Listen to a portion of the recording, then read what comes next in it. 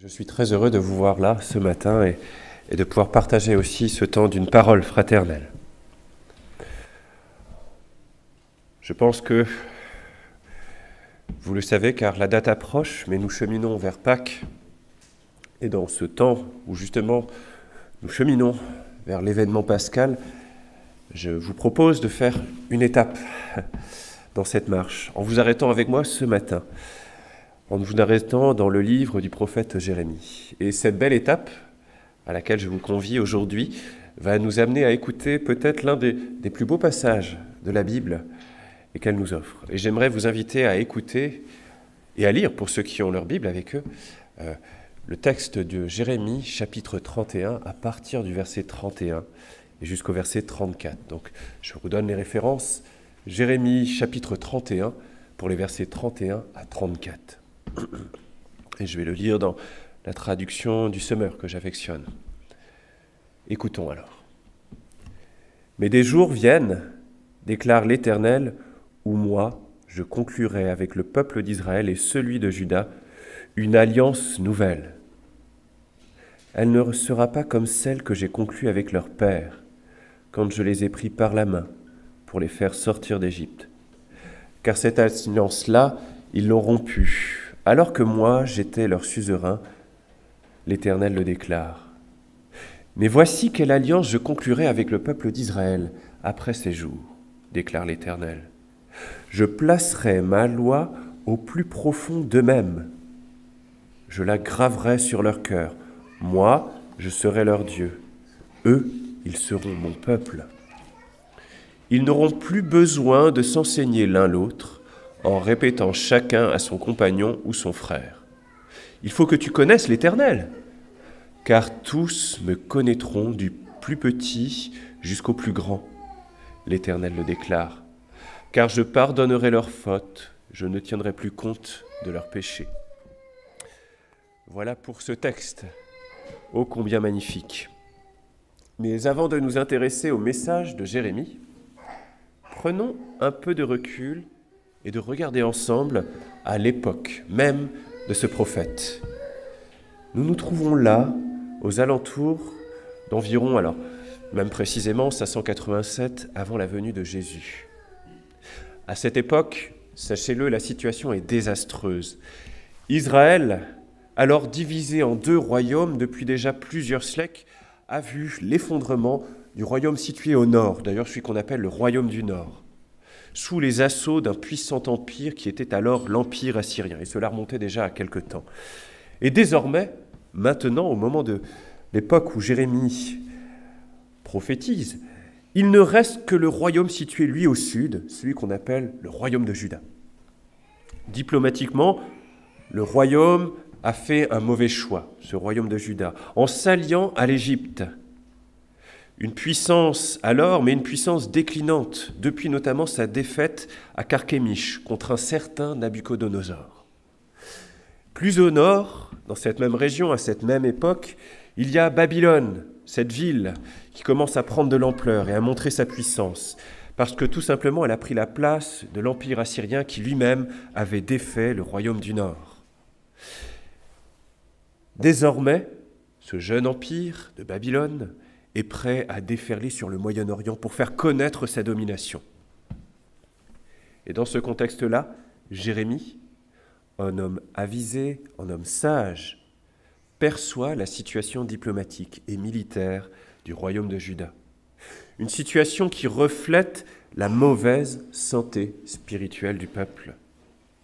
Car oui, le peuple juif, à cette époque-là, et même déjà depuis un moment, se détourne de Dieu, s'est détourné de son Dieu. L'alliance de Dieu avec Israël est comme morte, tout simplement. Et cette alliance est morte parce que le peuple l'a négligée. En effet, l'alliance divine est à l'image d'une relation conjugale. Si elle n'est pas respectée, si elle n'est pas exclusive, alors tout simplement elle dépérit. Elle se fragilise et au bout du compte, elle est rompue. Le peuple, d'une certaine manière, en est là. Depuis longtemps déjà, le royaume du Nord, celui que j'ai cité tout à l'heure, a lui-même subi les conséquences de sa propre négligence, dans les alliances aussi qu'il avait avec son même Dieu. Et aujourd'hui, dans ce temps où Jérémie s'exprime, cet autre royaume, le royaume de Juda, n'en est plus très loin aussi. Et devant la dégradation de cette situation, les contemporains de Jérémie sont tentés par deux choses, deux possibilités, deux solutions. Première solution, on va l'appeler comme ça, celle du changement. Le Dieu d'Israël, celui lui-même qui a libéré ce petit peuple de la puissance de l'Égypte d'autrefois, leur semble tout à coup moins fort qu'à l'époque lointaine, celle où alors ils avaient été libérés de l'Égypte dans toute sa puissance. Le peuple préfère aller vers d'autres divinités, apparemment plus puissantes, plus fortes. Le peuple, tout simplement, suit les tendances des pays voisins. On va vers les divinités qui rencontrent du succès et tout à la fois, on se réfugie aussi dans l'astrologie ou la voyance, comme d'ailleurs cela se pratique en Babylonie, par exemple. Face à cette attitude bien présente, Jérémie fait entendre sans relâche l'issue certaine qui attend le peuple s'il se conduit toujours de la même manière. La seconde solution, bien que semblant meilleure, fut celle des illusions humaines, pour essayer de le résumer. Celle qui fait penser, ou celle qui pensait, qui permettait d'imaginer, pouvoir parvenir par ses propres efforts à satisfaire Dieu. Car oui, au sein du peuple d'Israël, et notamment au sein du royaume de Juda, des réformes furent entreprises, notamment par quelques rois, par quelques bons rois comme Ézéchias puis Josias. Des réformes qui portèrent d'ailleurs de bons fruits, mais qui malheureusement eurent une faible portée, montrant là encore la faiblesse et l'échec de l'homme à vouloir satisfaire par ses propres forces ce Dieu. Et Jérémie, dans la sagesse que Dieu lui donne, ne peut que constater que l'homme, par ses propres forces et par sa seule volonté, même sincère, ce peuple-là ne peut vraiment pleinement se réformer, ne peut plus simplement se convertir et revenir pleinement à Dieu par lui-même. Ou pour citer Jérémie, quand il le dit un peu plus tôt par rapport à notre passage, alors cela peut choquer, mais entendez ce qu'il dit. Un Éthiopien peut-il changer de peau? Une panthère peut-elle changer de pelage? Et vous, et là c'est encore valable pour nous, et vous habitués du mal, pouvez-vous bien agir? L'homme, dans son alliance avec Dieu, a échoué. Pour autant, on ne peut dire que l'alliance divine, dans sa fonction pédagogique, a échoué. Bien au contraire, cette alliance-là a mis en lumière la nécessité de la grâce de Dieu. Elle a souligné l'incapacité humaine, même chez les plus vertueux et les plus sages des hommes, quand ils veulent et désirent satisfaire la volonté divine en s'appuyant sur eux. Et s'il nous est facile aujourd'hui peut-être de regarder vers eux qui ont vécu il y a si longtemps et de les critiquer, ces hommes et ces femmes d'hier, dans leur tentative de satisfaire Dieu par leurs propres agissements, par leur propre dévotion, par leur religion ou leur manière de vouloir rendre grâce à Dieu, n'avons-nous pas aussi ce même défaut, cette même tentation, aujourd'hui, nous aussi? Je me permets de vous donner quelques exemples plus ou moins actuels qui montrent ce que Israël a été autrefois, nous pouvons l'être encore. Regardons par exemple, c'était il y a un petit moment, mais au siècle dernier, le XXe siècle, on n'y est plus, une partie du christianisme a cru que le progrès, tant économique que technologique, que social ou culturel, qui allait galopant au début du XXe siècle, allait améliorer l'homme, l'humanité, et même le guérir de sa violence. C'était vraiment la tendance philosophique qui était présente dans le monde occidental surtout, mais qui avait gagné aussi une partie de l'Église. Et au sein de l'Église, à cette époque-là, au début du XXe siècle, on allait même jusqu'à espérer que le Christ allait revenir au cours de ce siècle, car on avait projeté que les progrès au sein de l'humanité, au sein même de la chrétienté, auraient été tels que le Seigneur ne pouvait que revenir. On allait précipiter un peu les choses. Mais rappelons-nous, et on a la chance d'avoir le recul nécessaire aujourd'hui, ce même siècle où il y avait tant d'espoir et on croyait dans le progrès de l'humanité, ce même siècle a vu 2 guerres mondiales, dont l'une, quelque part, s'est achevée sur l'horreur suprême par l'usage de la bombe atomique, et tant d'autres catastrophes d'ailleurs qui ont suivi même après cela. Autre exemple, cette fois au sein du monde protestant, au sein de notre grande famille très élargie. Ce monde-là s'est parfois perdu et peut-être continue de se perdre dans ses grands principes, notamment en pensant que la connaissance de la Bible, du livre si vous préférez, peut suffire à nous rapprocher de Dieu. Or, si la connaissance de la Bible, de la parole, est indispensable, oui, elle ne suffit pas à nourrir notre foi qui est don de Dieu. Et nombre de protestants sont devenus même des spécialistes de la Bible, des érudits. Mais pour autant, ils n'ont jamais, pour cela, ou si peu, expérimenté cette relation avec Dieu. Faisant de Dieu un savoir, faisant de Dieu et de la chrétienté ou du christianisme et du protestantisme une espèce de philosophie adaptée à leur culture. Cette relation qui transforme et nous fait cheminer à la suite du Seigneur, ils en sont passés à côté. Et nous pourrions nous aussi tomber dans ce piège. Autrement dit, hier comme aujourd'hui, la nouvelle alliance annoncée par Jérémie, que nous avons entendue là tout à l'heure, est nécessaire à l'homme. Car nous ne pouvons nous parvenir à satisfaire pleinement Dieu, si on peut le dire ainsi. Aussi, osons maintenant quelques questions quant à cette alliance nouvelle dont Jérémie nous parle et avait déjà parlé il y a fort longtemps. Et ma première question est celle-ci. Quelle est cette alliance nouvelle dont il nous parle ? Dans les Écritures, Dieu a fait connaître par bribes ce qu'il avait à cœur d'accomplir pour aider l'homme dans son incapacité à se dépêtrer du mal et du péché.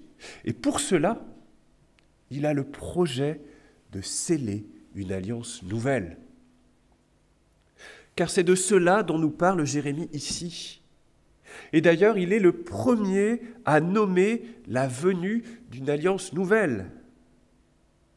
Pour le dire plus précisément, il est le seul au sein de l'Ancienne Alliance, de ce que nous appelons même parfois l'Ancien Testament, mais disons-le plutôt ainsi, dans l'Ancienne Alliance, à en parler dans ces mots. Il est le premier à dire qu'il va y avoir une alliance nouvelle. Alors bien sûr, notez quand même, Ésaïe, Ézéchiel, Osée vont aussi évoquer ce que Dieu va accomplir par cette alliance nouvelle qu'il va contracter avec l'homme. Mais ils ne le disent pas dans ces mêmes mots. Il n'y a que Jérémie qui, quelque part, va parler de l'alliance nouvelle. Et l'alliance dont parle le prophète Jérémie est une sorte de révolution, car elle va à l'encontre de nos propres tentatives. Elle va à contre-courant de tout ce que nous espérons faire, si on regarde à ce que nous désirons et nous espérons accomplir. Quelque part, cette alliance nouvelle vient défaire nos illusions, mais plus encore, elle est, et retenez ceci, elle est l'unique chemin, l'unique solution pour connaître Dieu, pour être au bénéfice d'une relation véritable avec lui. Bien évidemment, notre situation, en comparaison des Israélites au temps de Jérémie, est profondément différente, oui. Nous n'observons pas des rites et des lois comme s'efforçaient beaucoup des Israélites d'autrefois. Nous ne sommes plus dans la première alliance. Et pourtant, comme le royaume de Juda, nous restons nous aussi tentés de satisfaire Dieu par nos propres forces. Cette alliance nouvelle que Jérémie avait annoncée a été inaugurée par le Fils de l'homme. Elle a été d'ailleurs scellée, oui scellée, par le sacrifice unique que seul Dieu pouvait offrir par l'intermédiaire de celui que ce matin je vais appeler loin de Dieu, au sens de l'onction, c'est-à-dire celui qui avait été mis à part par Dieu. Et d'ailleurs, le mot en hébreu est un petit peu connu, c'est le Mashiach, ou qui a été traduit dans le français par Messie. Loin de Dieu est le Messie. Et justement, c'est loin de Dieu, ce Messie, qui est son propre Fils. Celui qui s'incarnera et se fera pleinement homme afin de nous représenter. Car c'est pour cela qu'il s'est fait homme, entre autres, pour se faire notre représentant à tous. Parce qu'en tant qu'homme, il peut le faire, il peut nous représenter, il peut contracter cette nouvelle alliance au nom de l'humanité nouvelle et rachetée, dont il est le représentant, le digne représentant. Et entendez-le, aujourd'hui encore, nous sommes au bénéfice de cette alliance nouvelle, car c'est une alliance éternelle. Deuxième petite question, la réponse sera plus courte, mais qu'est-ce que cette alliance a de si nouveau? Il y en avait bien une avant, une qui a perduré, qui avait été renouvelée, annoncée, donnée depuis très longtemps. Qu'est-ce que cette alliance a de si nouveau et que déjà Jérémie annonce? Là aussi, effectivement, Jérémie eut déjà l'initiative d'apporter nombre de réponses à cela. La grande nouveauté est que désormais, Dieu prend totalement l'initiative. En effet, en raison de notre nature entachée par le péché, nous demeurons incapables de nous élever spirituellement et surtout de satisfaire Dieu dans son exigence. Ce que justement, au temps de Jérémie, certains encore essayaient de faire et que, comme je l'ai dit tout à l'heure à travers des exemples, nous pourrions nous aussi être tentés de faire. Mais par grâce, Dieu n'attend pas que nous venions à lui. Il n'attend pas que nous en soyons dignes pour nous approcher de lui, car nous ne pouvons l'être, tout simplement. Aussi, qu'a-t-il fait? Il a choisi de venir vers nous. Il vient à nous. Il entreprend toujours d'effectuer le premier pas, et je ne dis pas que au seul moment où Christ est venu parmi nous, mais là, aujourd'hui, pour ceux qui quelque part désirent avoir cette relation véritable et sincère avec lui, il est prêt, lui, à faire le premier pas, par amour, pour nous, pour chacun, pour sa création. Et ceci, d'ailleurs, et entendez-le vraiment, quel que soit notre passé, quel que soit notre parcours de vie et quels que soient nos doutes ou nos blessures, qui parfois nous retiennent, nous font hésiter, nous font dire « mais pourquoi le pourrait-il pour moi ?» Non, Dieu, par amour, a choisi et désire faire le premier pas. Il attend juste ce petit signe de votre part pour que vous puissiez l'accueillir. Oui, Dieu est venu à nous en envoyant son Fils parmi nous. L'Emmanuel, je n'ai toujours pas donné le prénom que nous connaissons le plus. L'Emmanuel, le Dieu parmi nous. Et désormais que, alors ça y est, je le donne, Jésus règne sur toute la création à la droite du Père, le Père comme le Fils envoie d'un commun accord l'Esprit Saint à quiconque désire croire en lui, afin de nous faire connaître sa présence fidèle, son amour infini, et nous faire don de la foi. Voilà comment se vit cette alliance-là avec le Père, le Fils et l'Esprit Saint, car il désire se faire présent tous trois aujourd'hui dans votre vie. Permettez-moi une troisième et dernière question quant à ce que je vois et j'entends chez Jérémie. Là où l'alliance ancienne a échoué uniquement en raison de l'homme, entendez-le toujours, en quoi cette alliance nouvelle peut-elle réussir? Là où l'ancienne a échoué en raison de l'homme qui demeure pécheur. Là aussi, bien heureusement, dans ce que Dieu avait soufflé à l'oreille de Jérémie, Jérémie a dévoilé par avance l'œuvre que Dieu allait accomplir en nous. Et c'est là vraiment la révolution. Dieu va agir directement en nous. Alors je vais au-delà de ce que dit Jérémie, mais par le don de son esprit, et ceci depuis le jour de la Pentecôte. Alors Jérémie le dit dans d'autres termes, et c'est notamment ce que nous avons entendu tout à l'heure au verset 33, qui est connu, mais je me permets de le relire, où Jérémie dit ceci, pour Dieu qui s'exprime à nous, « Je placerai ma loi au plus profond d'eux-mêmes, je la graverai dans leur cœur. » Et Ézéchiel va avoir une parole assez similaire.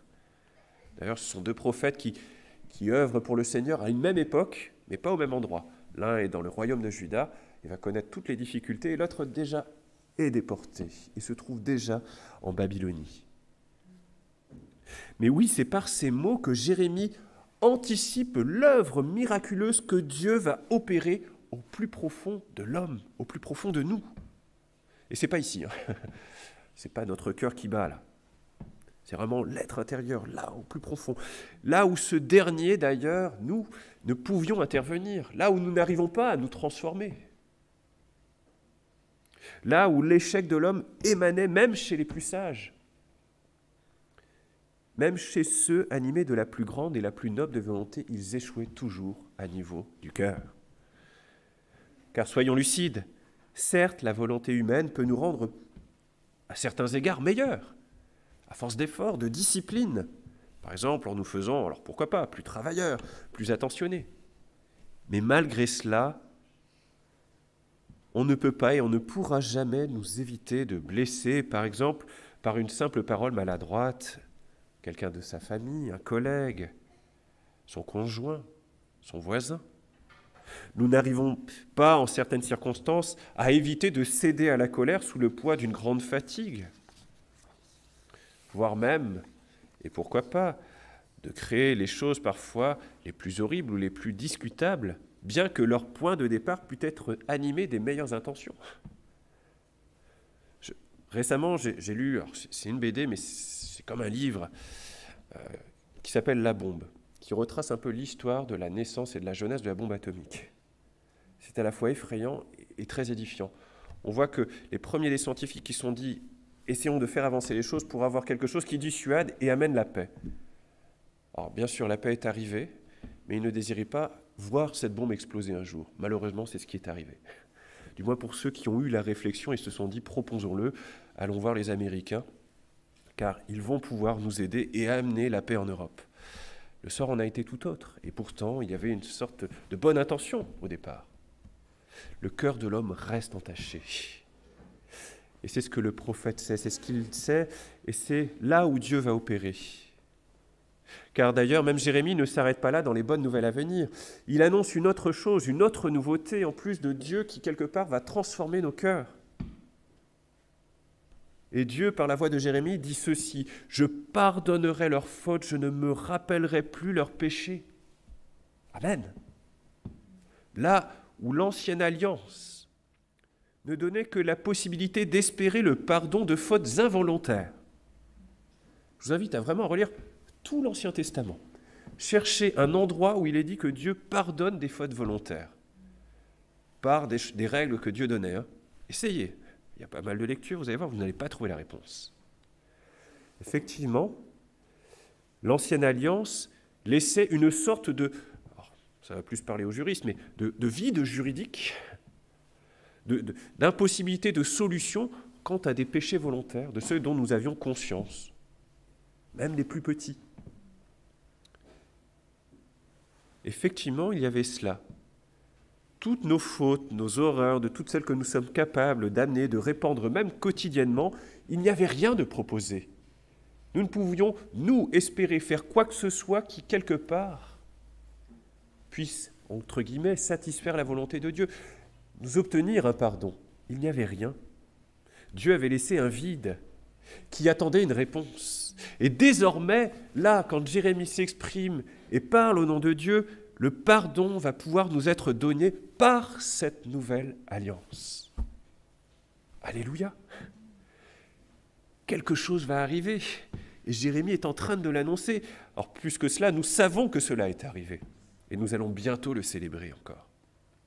Car oui, Dieu seul, et je dis bien Dieu seul, pouvait conclure une telle alliance, une alliance qui offre le pardon, un pardon véritable, un pardon absolu.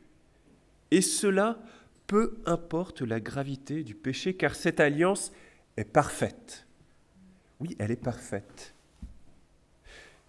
Autrement dit, Jérémie, en ces quelques paroles, et c'est en cela que je trouve ce passage magnifique, a annoncé une sorte de révolution grandiose, plus grande et plus importante que toutes les révolutions humaines qui ont eu lieu au cours de notre histoire. Car cette révolution-là ne concerne pas des progrès scientifiques, mécaniques, industriels ou philosophiques. Elle touche à la nature de l'homme. Cette révolution concerne la nature, celle justement où nous sommes incapables, nous, de nous améliorer, de nous transformer. Parce que justement, elle est touchée et nous n'y parvenons jamais. Et depuis l'événement pascal, quiconque veut s'avancer vers le Dieu unique avec humilité et dans un esprit de repentance est au bénéfice de cette nouvelle alliance. Cette alliance unique et éternelle, inaugurée par le Christ et scellée à la croix pour quiconque croit en lui. Lui, le Fils de Dieu, qui a révélé l'immensité de l'amour de Dieu pour nous, ses créatures. Par cette alliance, Dieu continue de prendre l'initiative aujourd'hui encore et il vient à nous. Par elle, il agit en nous et il veut continuer d'agir en nous aujourd'hui, même si nous l'avons déjà rencontré. Car c'est un chemin aussi là. Par elle, par cette nouvelle alliance, il désire et il nous pardonne et nous fait entrer dans une relation avec lui. Amen.